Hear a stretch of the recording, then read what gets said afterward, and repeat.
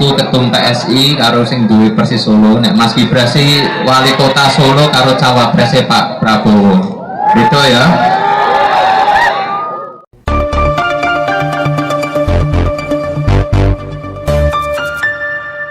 Ya, saudaraku dimanapun berada, berjumpa lagi dengan Om Pen. Salam seger waras, tetap semangat dan jaga persatuan kekompakan kita. Tahu kan, penampilan debat cawapres kemarin itu menimbulkan reaksi negatif. Kubu Prabowo Gibran langsung terjun loh ke Jawa Tengah untuk melemahkan kandang banteng. Kaisang misalnya melakukan kampanye terbuka di kota Solo, memakai jaket yang sama dengan jaket kakaknya saat debat kemarin. Dia berusaha mendongkrak suara PSI di kota kelahirannya, Solo. Saat ini PSI Solo menempatkan 1 orang di DPRD kota Surakarta atau kota Solo. Targetnya tidak hanya punya wakil di Senayan, yang jauh lebih dikejar, ya Prabowo Gibran bisa menang Pilpres. Bukan hanya Kaisang, bapaknya ikut-ikutan bagi beras di Temanggung dan Solo 3. 2 daerah di mana PDIP juga lumayan kokoh. Nampaknya keluarga Pak Jokowi all out bertempur di Jawa Tengah ini. Ini sesuai dengan penegasan Hendro Pramono nih, Ketua Tim Pemenangan Daerah Solo, yang mengungkapkan suara PDIP digembosi. Mau bagaimanapun, debat kemarin loh menyisakan sentimen negatif di masyarakat. Banyak sorotan bila perilaku Gibran dikupas habis-habisan oleh banyak pengamat. Penampilan Gibran loh layaknya hanya sebatas pertunjukan untuk mengalahkan lawan debat, bukan adu konsep. Bukan cawapres Pak Ganjar nih. Bahkan cawapres Pak Ganjar, Prof Mahfud, menyebut penampilan Gibran ini kemarin hanya gimmick saja. Dan pernyataan ini seolah-olah diamini publik dalam berbagai rilis pantauan medsos. Mayoritas memberi respon atau membicarakan perilaku Gibran di debat sebagai hal yang negatif. Otomatis penilaian itu makin menekan situasi di kubu Prabowo Gibran. Maka dari itu, keluarga presiden harus memastikan Jawa Tengah, khususnya Solo, PDIP tidak boleh lagi dominan di kursi DPRD. Nah, sebab bila itu terjadi, alamat langkah mengamankan kekuasaan Gatot alias gagal total. Tanda-tanda perlawanan pada intervensi kekuasaan agar rakyat mendukung pasangan Menhan wali kota itu. Tapi menciptakan persepsi bila pasangan itu ideal atau tidak, itu tidak mudah. Mau bagaimanapun, rakyat jeli melihat, mencermati, menyaksikan sendiri, nonton, melihat dengan mata kepala sendiri.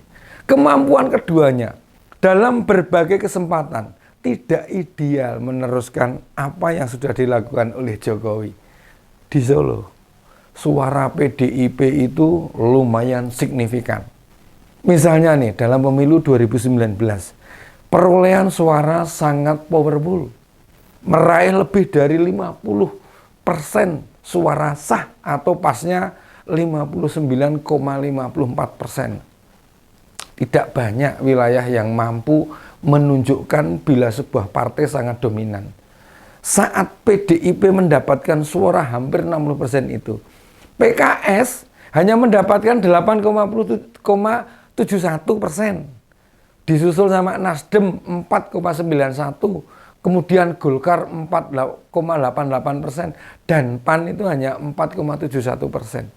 Lantas di mana partai lainnya kayak PKB, Hanura, P3 maupun Demokrat? Mereka tidak kebagian kursi. Sebagai partai pemenang pemilu serta Pilpres lalu, tentu tidak mudah merubah peta politik. Sementara ya, kinerja wali kota sendiri jelang pemilu malah tidak berjalan dengan baik. Isu terakhir, ada permintaan pada Gibran agar mengundurkan diri dari jabatan wali kota. Tuntutan-tuntutan itu makin membebani, menekan dan menambah sorotan bila Gibran sebagai wali kota saja tidak sukses. Di sisi lain, dari pemilu ke pemilu, PDIP selalu menjadi partai yang menarik suara mayoritas warga Solo dan dipastikan selalu menguasai kursi parlemen di DPRD Solo itu. Makanya melakukan penetrasi parpol lain atau pasangan capres-cawapres lain tidak mudah. Bila jadi, bisa jadi ya, potret kuatnya PDIP di Solo membuat presiden mengerahkan keluarganya untuk terjun ke politik. Sekedar gambaran saja, bila di pemilu suara sebuah partai dominan, hal itu jadi cerminan perolehan suara capresnya juga turut kuat.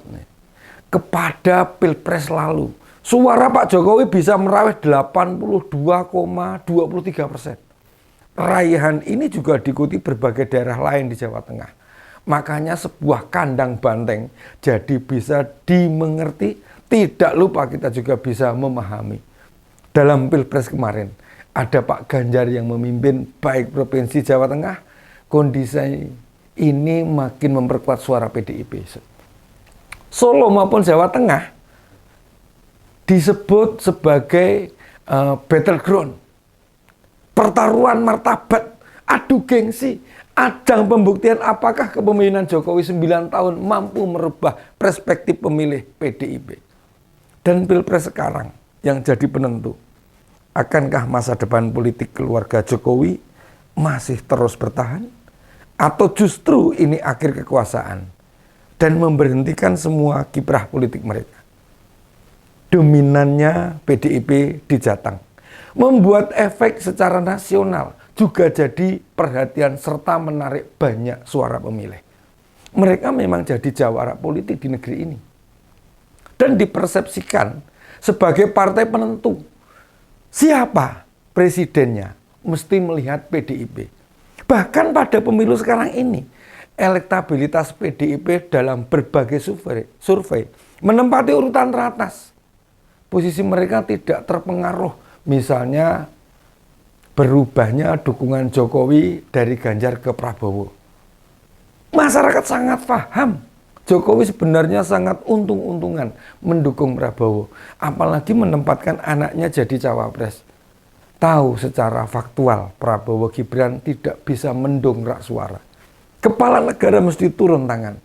Sudah banyak yang bisa kita lihat. Beragam usaha menggembosi Pak Ganjar dan Prof Mahfud. Mulai kader dipukuli aparat loh di Boyolali. Kemudian terus baliho diturunkan waktu Pak Jokowi mau ke Bali itu, kunjungan ke Bali.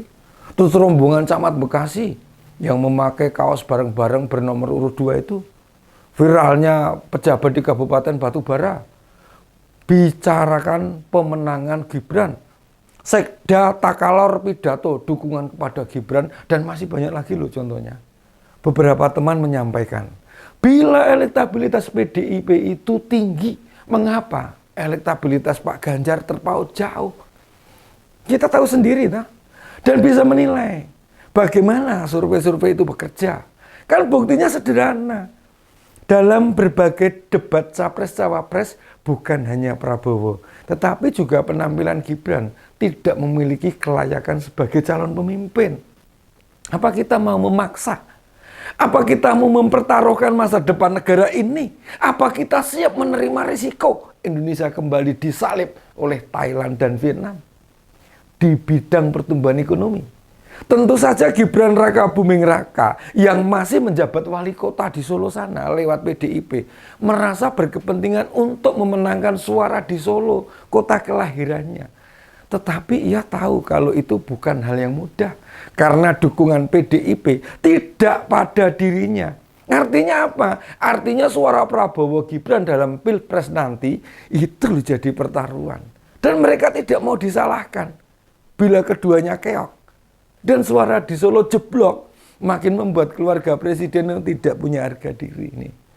Upaya menggerogoti suara PDIP di Solo itu sangat sudah dilakukan dari sejak awal relawan Jokowi, kemudian relawan Gibran diarahkan ke kandidat nomor 2. Lalu beberapa kader PDIP dibujuki untuk direkam mundur dari partai. PDIP Solo terus-menerus digoyang, diobok-obok, wah dilemahkan. Tapi ingat, di Solo masih ada benteng pertahanan yang sangat kuat. Siapa? Beliau adalah Hadi Rudiatmo yang jadi benteng terakhir kekuatan partai PDIP Solo, Pak Rudi itu. Mau bagaimanapun, selama Pak Rudi masih, itu sulit untuk melemahkan kekuatan mereka. Beban berat justru berada di Gibran yang dinilai banyak pihak sudah melupakan, bahkan mencampakkan partai yang mengantarkan meraih jabatan wali kota. Wong Solo dan wong Jawa Tengah itu bukan orang bodoh. Mereka itu titen, mencermati betul siapa yang melakukan pengkhianatan. Awas dan waspada pada bujuk rayu para pengkhianat ini. Demikian opini kali ini. Salam seger waras, tetap semangat, jaga persatuan. Sampai jumpa.